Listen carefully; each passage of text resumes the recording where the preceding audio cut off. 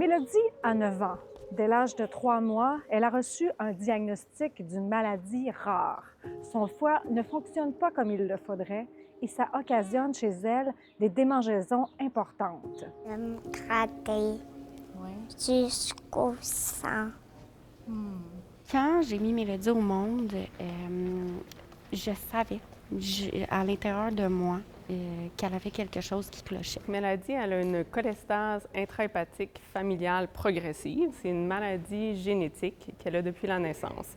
Ce qui fait que les transporteurs dans son foie pour sortir la bile ne fonctionnent pas et donc la bile s'accumule dans le foie. Donc ça crée beaucoup de symptômes, entre autres les yeux jaunes. Donc à la naissance, Mélodie, elle est née puis elle était jaune. Mon monde s'écroule complètement.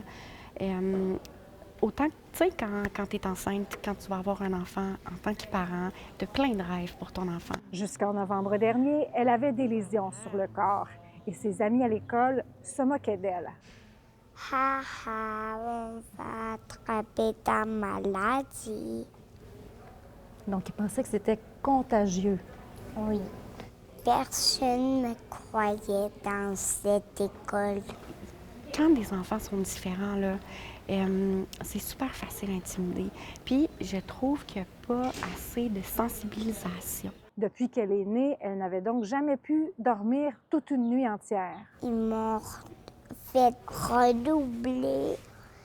Je dormais trop, mais c'est normal de me lever à 3 heures du matin. Puis mon ancienne prof disait « Mélo, ici on n'est pas dans un lit. » Comment va ta peau aujourd'hui? Mais depuis 4 mois, elle prend un nouveau médicament qui vient d'être homologué par Santé Canada. Qu'est-ce que ça a changé? Ça sent mes cales. Il n'y en a presque plus. Non, non, mais une.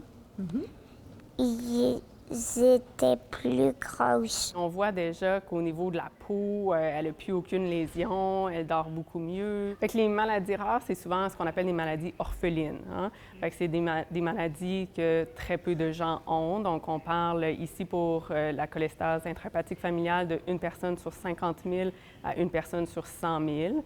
Donc, quand même très rare au Québec et partout dans le monde.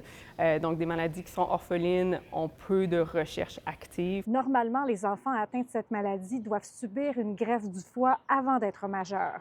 Ici, on espère pouvoir ralentir ça, peut-être même éviter la transplantation. C'est sûr que c'est le but ultime. C'est vraiment un grand pas. On est super content d'avoir cette nouvelle molécule-là, le Livmarli. Ça donne beaucoup d'espoir.